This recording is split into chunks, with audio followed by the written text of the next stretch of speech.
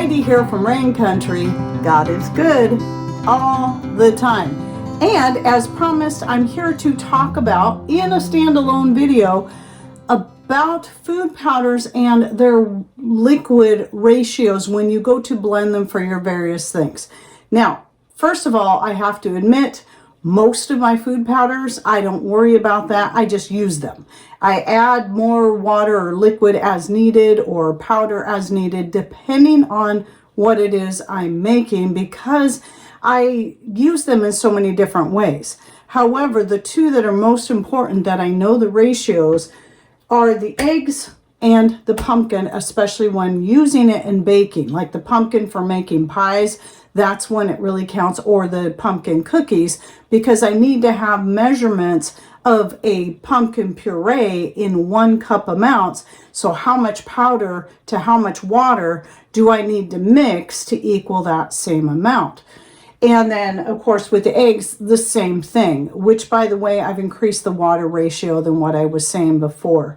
So in this I do, and you could probably still do the same. Some things you may just want to play around with a little bit, but I do 1 tablespoon of the egg powder to 2 tablespoons of water or milk. So you can let that sit and you can play with it and increase it as needed, because when I first started dehydrating some of this stuff, I didn't pre-measure the things before I dehydrated them, and that is the key if you're needing to have at least a very close ratio of what you're going to use these in.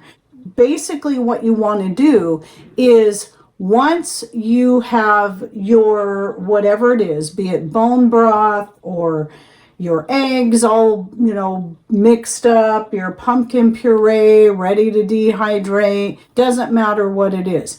You just want to make sure you know exactly how many cups you have before you dehydrate it. Now, I now know that my dehydrating silicone trays for my kasori, the smaller size kasori, holds about 2 cups of whatever I'm going to put in there. And that's with me not filling it completely to the very top, but leaving a little bit of headspace at the top so I don't spill it or whatever. So approximately 2 cups, and that's how I can get a rough idea, once it's dehydrated, how much water I then need. So let's say whatever it is you're dehydrating. Let's say you start off with 8 cups of it in its pureed or liquid form. And then once you have it all dehydrated and powdered, you only have 1 cup left. So what that's going to tell you is you need 1 part to 7 parts to equal whatever it is you're trying to make. So for every cup of that, just like with the pumpkin powder, you're going to need 1 part pumpkin powder to 7 parts water. Or in this case, let's say I'm working in ounces. I'm going to do 1 ounce of the pumpkin powder, because that's what I have written down here. 1 ounce of pumpkin powder to 7 ounces of water, and that will give me 1 cup of pumpkin puree for making pies and cookies, or even dips. So for a pie, I need 2 cups. And so I'm going to have 2 ounces of the powder to 14 ounces of water. And then what I do is I mix that in and I let it soak for a while. You can heat it a little bit, or you can preheat the water. That will quicken it up. And I just come back and stir it every so often. And then once it gets to that proper consistency, I can then decide, okay, do I want to add a little more water depending on what I'm using it in? Or do I want it a little bit thicker? I can then add more of the powder. So the same thing goes with the eggs. I like to pre-mix it first. If I'm already adding it to something that's going to have liquid added to it, I don't always worry about that. But depending on how exact I need my measurements to be, I like to pre-mix the egg with the water or milk first, and then let it soak, and then use it, like add it to the cookies, the cakes, whatever it is I'm making, muffins. And by the way, I have videos on dehydrating broth, pumpkin, eggs, and making a powder and how I use them. And what I'll do is I'll just link to my full dehydrating playlist, and you can scroll there and find all the many different things I dehydrate, including how I make my tomato flakes. I don't powder those because, well, I talk about it in there. I use them as flakes. Pretty much all the rest of my powders besides these two, I don't worry about exact ratios, simply because the way I'm using them doesn't matter. I'm going to either add more or less water, more or less powder, depending on what I'm making. Let's say I'm adding these, like the apple powder is another one I like to use. And I'll use these as flavorings in breads, in icings, and more. And I just put it in there and mix it up and go by taste and texture. And how thin do I want that icing to be? Do I want it to be more like a frosting, or do I want it to be something I drizzle on? So a lot of this is just going to be according to what it is I'm making. Some other things I like to dehydrate and powder are my rhubarb. I like to use the rhubarb powder when I'm making pies and crisps and just kind of sprinkle that in there in replace of, say, using lemon juice. So I'm getting that nice tart flavor plus all the nice benefits of that plant that I grew out of my own garden.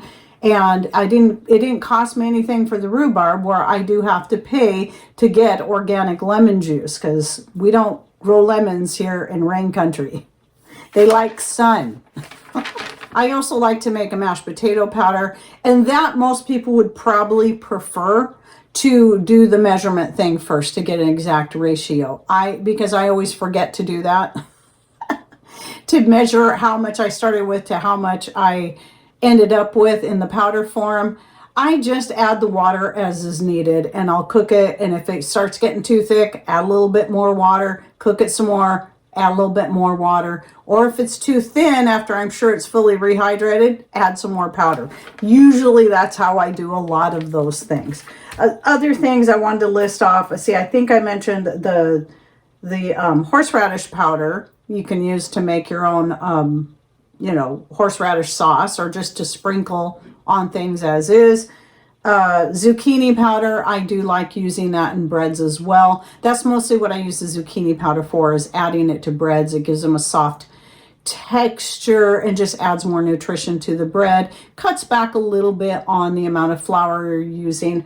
I typically don't go more than maybe a quarter cup of the powder for each batch of bread that I'm making. And that goes for pancakes, muffins. I've made hamburger buns using the Z powder, as I call it. I have also dehydrated soup. Again, I had a rough idea there because I used a jar of homemade soup that I'd canned up, and I just wanted to try it. So I knew that was roughly about 2 cups. So it gives me a pretty good idea how much water to add to it to that whole amount. If I want that 2 cups again, I just add basically almost 2 cups of water. Again, I tend to start like with something like that. I would start with more like 14 ounces instead of 16 ounces of water. I can always add more water as needed.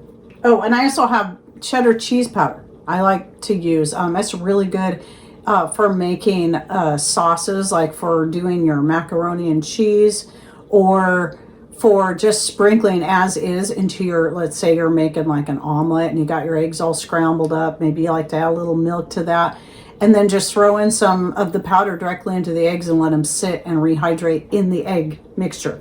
So I do that quite a bit. It's pretty tasty. But anyway, the measurement I gave you, the like 7 parts to 1 part, that's fairly standard across the board. There will be some variances depending on what you're making or the consistency you want, and maybe also depending on some of the specifics when it comes to what it is you're using.